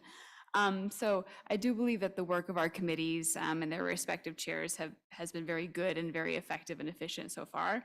But I also do feel that there are duties of the board that might transcend the work that we could expect any single committee to do. And one example would be the roughly $1 billion budget that we're to pass next month. And if you think about it, there are only a handful of things that this board has to vote on by law, but the budget is one of them. And so I was wondering if we as a board could figure out a way to have like significant budget items such as fiscal policy to be brought before the full board for consideration. And I do recognize that we're already in the month of October. So I guess my request was perhaps the executive committee could work with the finance committee chair and staff to give the upcoming budget vote next month and other significant items just a little more dedicated space at the next full board meeting for staff to present and for the board to review and discuss. I think that would allow the full board the opportunity to benefit from the insights of our colleagues. So with that, I just want to say thank you for giving me the opportunity to pull this off of our consent agenda and speak to that. And with that, I'll yield back to the chair. Thank you very much, Director Rusha. I actually intended to talk with Ms. Johnson and Mr. McLeod about giving us some time at the board meeting next month to have the presentation again on the budget and a full board discussion. So I'm seeing some thumbs up. That as you said, it's the one of the critical items that we passed. So we'll discuss that and try to move it forward that way. All right. Second recommended action. Oh, sorry. Are there any, and I'll call for the votes. Are there any no votes on the motion? All right, with 13 yes votes and 0 no votes, that motion passes on the fiscal policy. Next recommended action tonight is the 2024 Legislative and Government Relations Program. It's for the Board of Directors to adopt the 2024 Legislative and Government Relations Program. Do we have a motion? So moved. I heard Director Busick, a second. Second. And I heard Director Davidson as the second. Is there discussion on this motion? Director Williams. Thank you, Madam Chair. I am not opposed to this action. I'm just wondering if anybody would like to speak to why it is brought to the board, because I don't see that this has anything to do with the Board of Directors. It has to do with staff and staff's interaction with our consultants, and I don't see that there's really anything here that the Board of Directors has to do with anything here.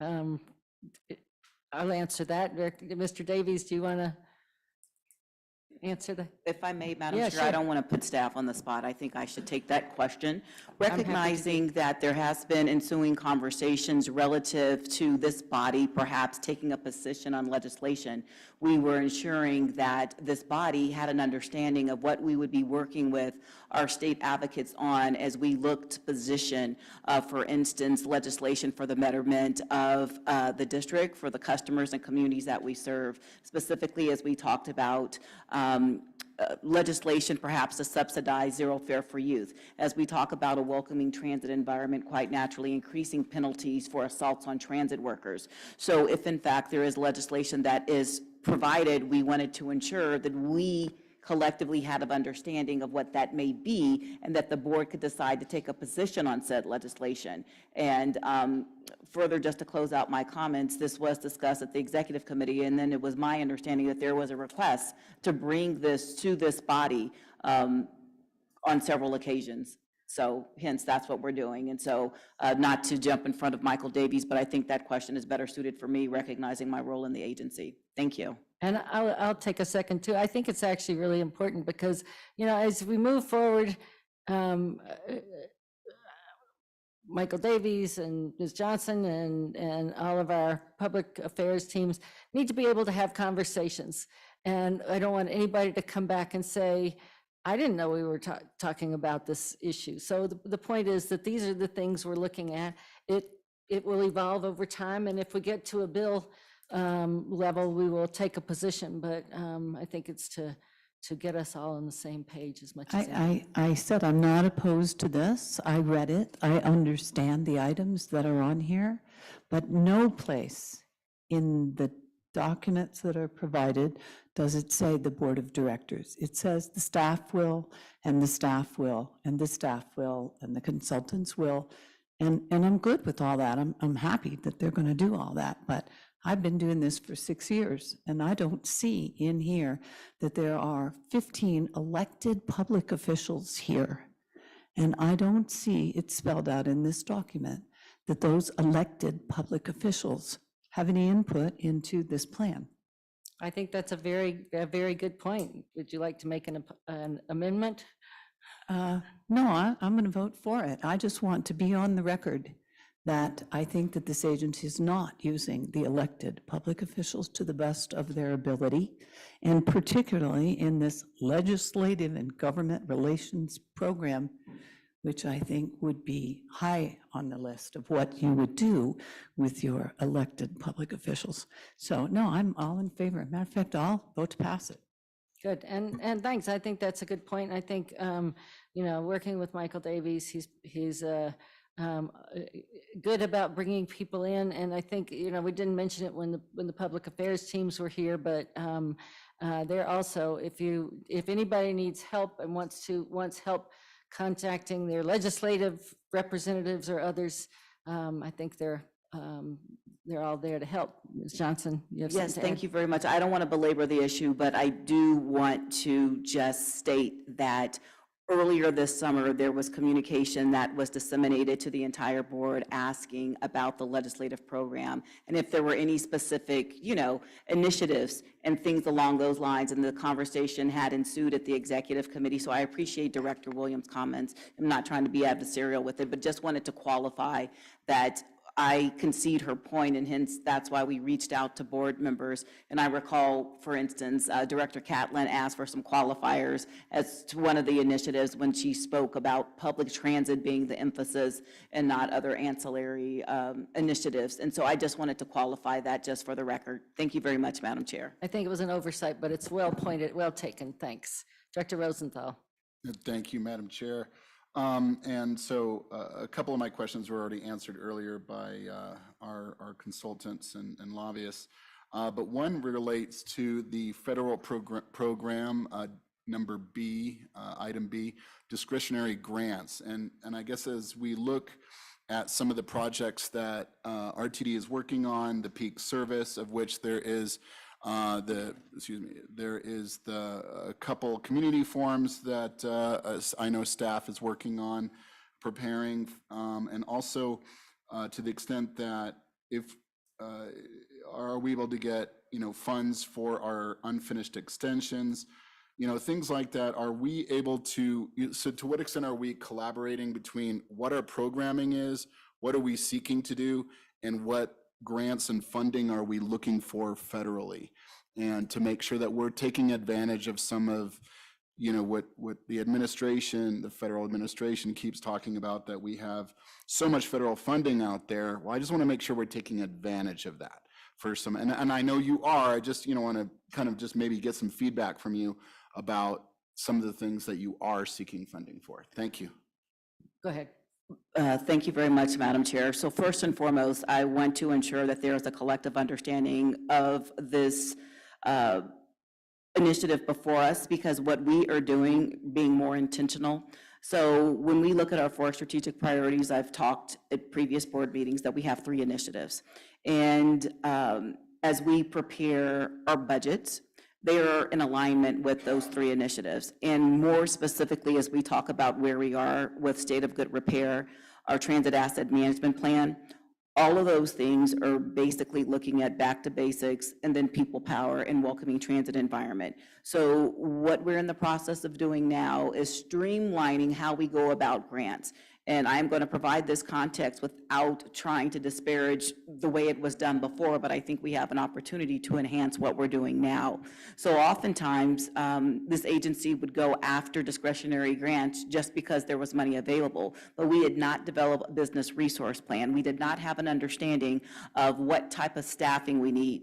Needless I say, is I had to come before you with the support of my team when we talked about those 17 battery electric buses, because there was money readily available, but we had not done an assessment to determine what would be the most prudent course of action. So with that being said, we are redeveloping how we look at grants, i.e. having a decision tree, because we need to ensure that we have a shovel-ready project as we move forward. We need to ensure that we have a project manager readily available. We need to ensure that we have interdependencies. So when we talk about what's available, this is the lens in which we are now looking at any type of capital programs. There's still a myriad of work to be done, as there are, you know, in excess of 100 projects that we have carried over for years on end. I'd be remiss not to state that I just learned about a project that someone brought to my attention saying that, well, in 2013, we said we were going to do this. And I was like, 10 years has elapsed, almost 11. I can't support this going forward. So I provide that in-depth example to let you know that we are being intentional about how we go about projects. More specifically, you mentioned peak service. I think you were mentioning the North. When you said peak service, can I just ask for clarification as to what you meant by that? Yeah, my understanding is there's a couple forums coming up, one in Broomfield and one in. Okay, I was asking about the Longmont. project. Yes, you're Yeah, talking about and the to the- Northwest Rail Peak Feasibility Study. Right. Okay. Right, the peak So, service. okay, thank you. I just wanted to qualify To because. the extent that any federal dollars might help with that, I don't know. That's why I Right, was so curious. for all intents and purposes, I'm going to step out here and say that no, not at this juncture, because for all intents and purposes, if we did have qualifying eligibility criteria for various boardings and aspects of the project, I believe we would have already had a full funding grant agreement, but things have changed since such time. So we're being intentional as we look at where we are and what we're doing, but with that, I will yield the floor to Michael Davies to answer the question more specifically about how we're working with our federal partners and our involvement with, you know, capital investment working groups and things along those lines. Thank you. Thank you, Madam General Manager, very helpful. And Director Rosenthal, just to add a little more context and what I do on my end of the process there is that myself and our federal advocates very actively track grant solicitations from USDOT, and we'll match that up and have communications with our planning department and see in which instances, maybe it's an RTD project that we're putting forward, or maybe, as Chair Geisinger mentioned before, it's a project that's being put forward by another entity that we can support and support monetarily and through just verbal support from the agency perspective. And in the case of the $25 million grant for 119, that was that kind of situation. But constantly looking at notices of funding opportunity from USDOT and seeing where they may fit into available projects that would qualify for that funding opportunity. Yep. Thank you. Director Whitmore. Most of my comments have been very adequately covered by Madam Chair and Madam CEO, but I treat this document as a tool for those of us that are traveling in some of the same circles of the decision makers. Perhaps it will keep us all singing from the same page on the same hymnal. So I tend to think that it's harmless. There's no negative aspect of this document unless we as a body say, oh, by the way, we discovered something like Director Catlin did last year that maybe needs to be brought to the attention of our staff. Most of the time, 99% of the time, they're 4 steps ahead of us, which is what we want. But I just think this is a tool that helps keep us kind of all heading in the same general direction. So thank you for the time. Thank you, Director Davidson. Yeah, thank you. I'll keep it very brief. I had similar comments as Director Whitmore. I just thank you to the staff for bringing this forward. We've had a lot of discussions, particularly at our retreats, about big P versus little p and the challenges we have there. And we talked a lot about that. And there's a murky line, especially given that we're unusual, relatively unusual, in that it is an elected board and there are 15 of us. So I view this as an alignment document.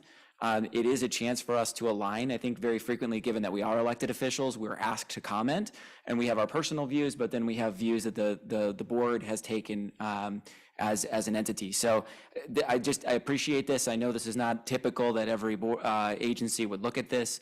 I do think it's fairly high level. I think it's useful in that way, and I think it's as much an alignment document and an opportunity for us to communicate. And the extent to which there should be additional input on this, perhaps that's something we could make as a retreat topic in the future years to come. But thank you very much for the organization of this. Great. I'll call for the vote. Are there any no votes on this act? Madam Chair. Yeah, sorry. Director Guzman. Thank you, Madam Chair. I wanted to speak one more time and say I didn't quite understand what Director Williams was referring to at the beginning of this conversation. However, I do see value in your commentary. As an elected board that works with this agency and oversees it, it might behoove the agency to take that into consideration and add a section where you're dealing with this board and this body directly. It's important. We're here, we support you, we are part of you, but we are also distinct from the agency work. And we are more local than your other local entities listed here as we meet with you and make these decisions directly. So I would like to see that change happen in the future, but I support the work that is here so far, and I'm grateful for all of the work that you do, especially following those USDOTA funding opportunities and all of the specific work that we're looking at doing with intention. So thank you. Thank you. Director Rusha?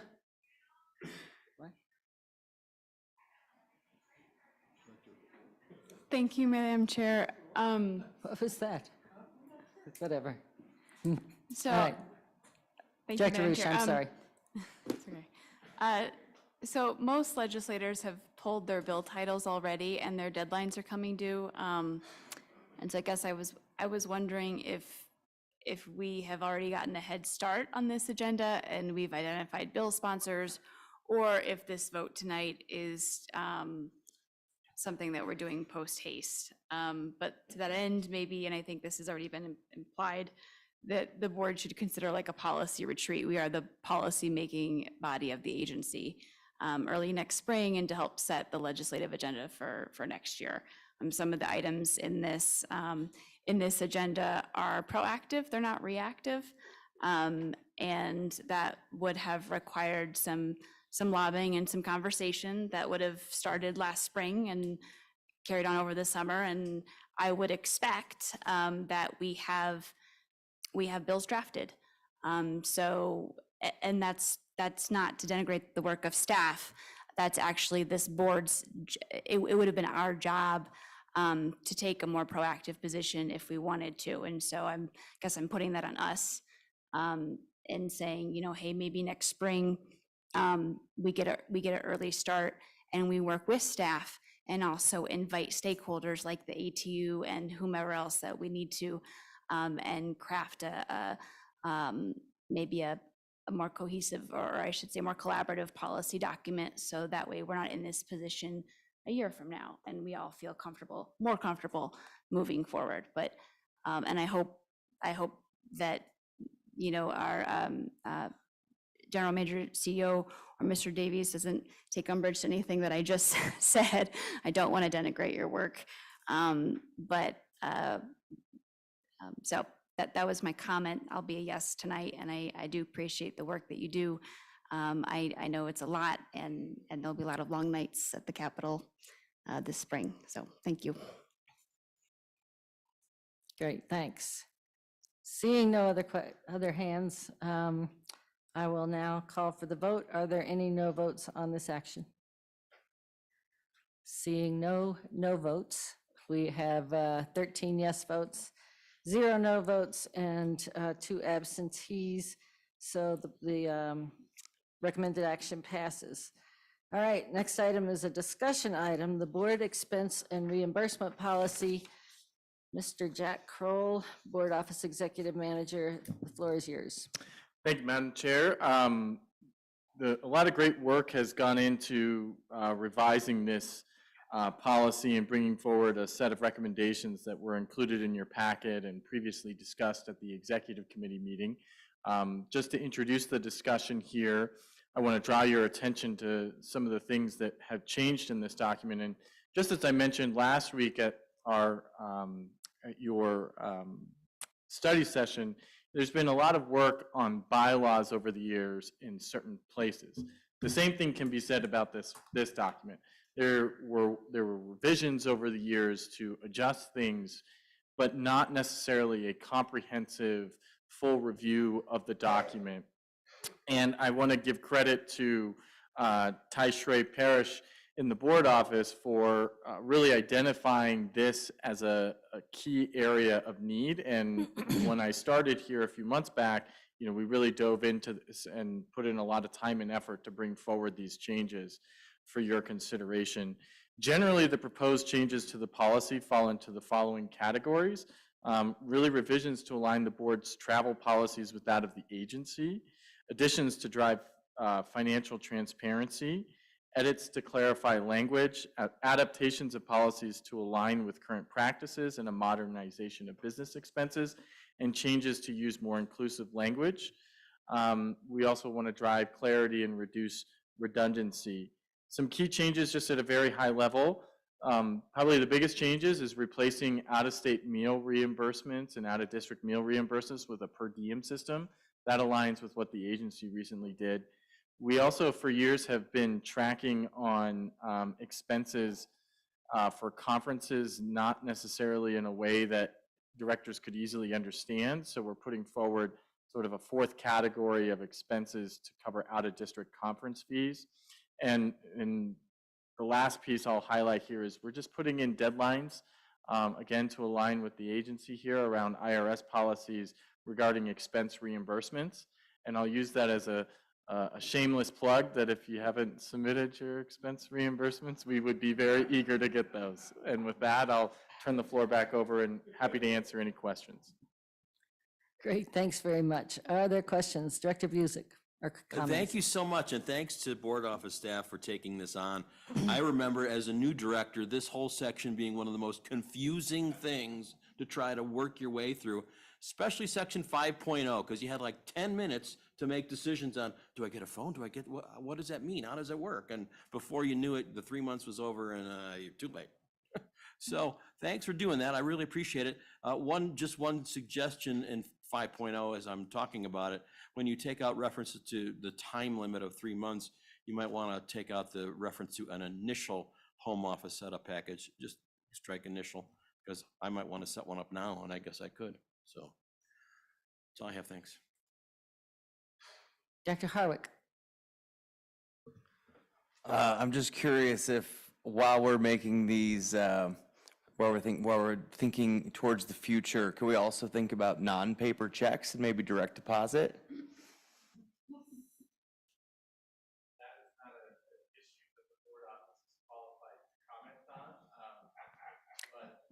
I think, you mean to the directors? Ian, do you mean to the directors? Yeah. You can do that. I think you must need a process. Yeah. Point of clarification, Ty Parrish had a comment because I was looking a little down, but dumbfounded. We're talking about expenses because there's a check. Oh, expenses. I thought you meant oh, gotcha. Yeah.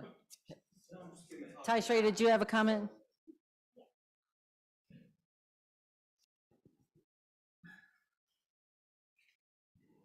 So per accounts payable, they are always issued in a paper check. So they don't do direct deposit for expense reimbursements for anyone. I stand corrected. I thought you meant like your paycheck, so, okay. And would anyone like to report on your activities for October? Oh, I'm sorry, are you done, Jack? That was it? Okay. I think so. All right. I didn't see anyone else. Director Catlin, wait a minute, hang on. Oh, never mind.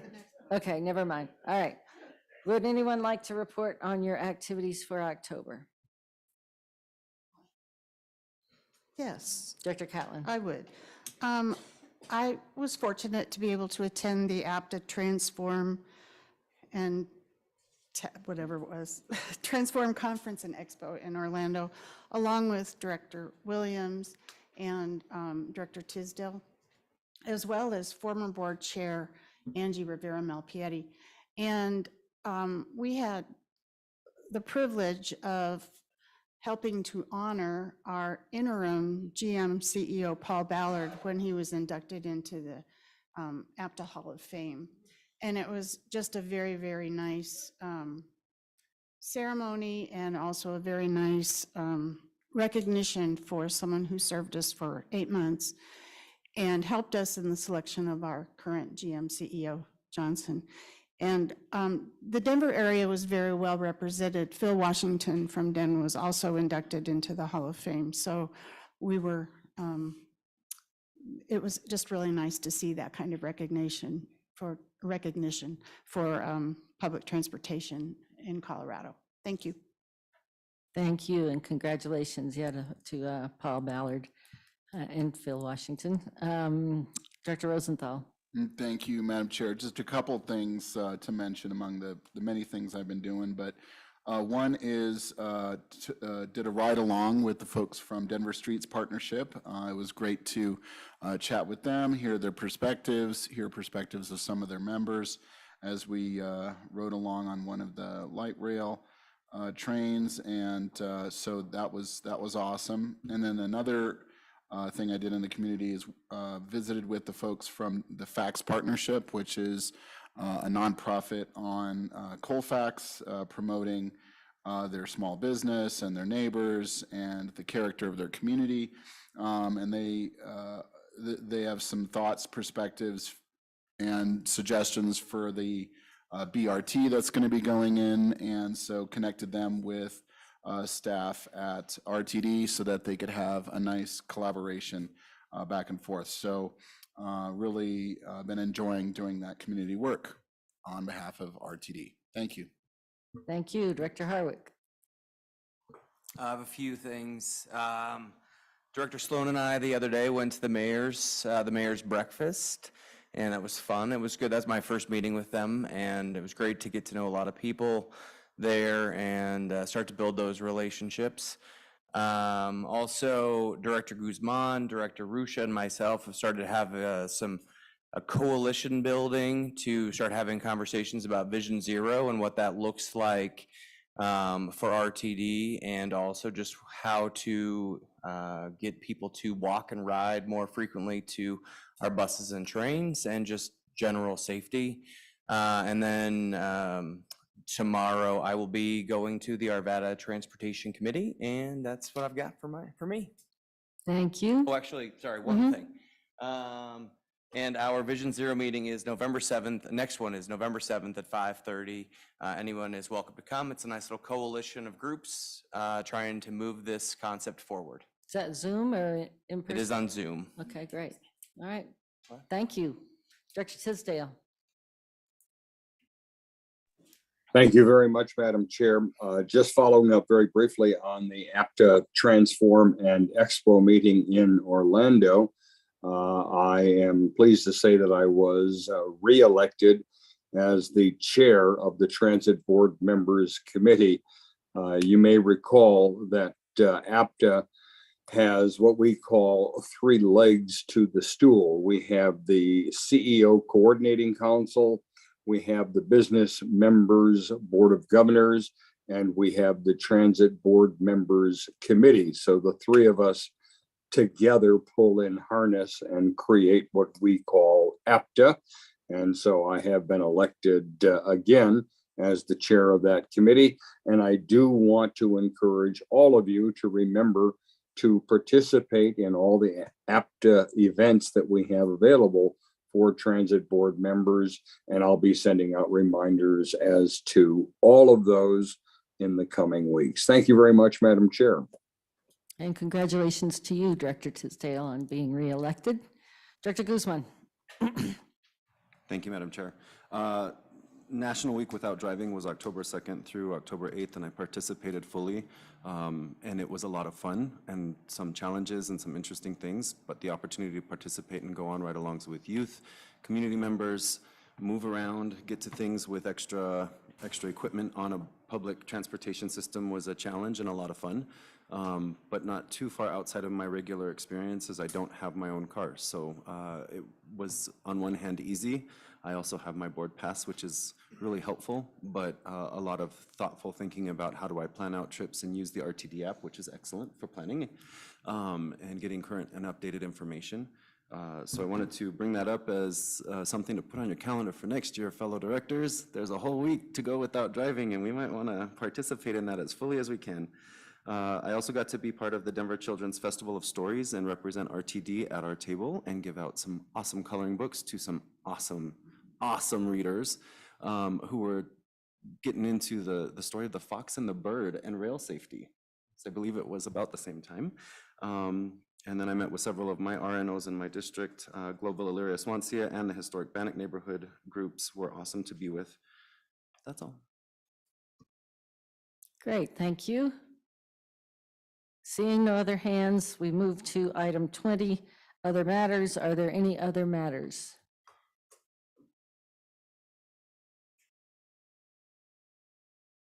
Okay. Again, seeing no hands and no other discussion, I will entertain a motion to adjourn. So moved. All right, the meeting is adjourned at 7:36 p.m. Please note that the next board meeting is scheduled for Tuesday, November 28th. Thank you for joining us and have a good night. I think you might get to your bus or train before the whole Nuggets crowd does, but it's close. Are we?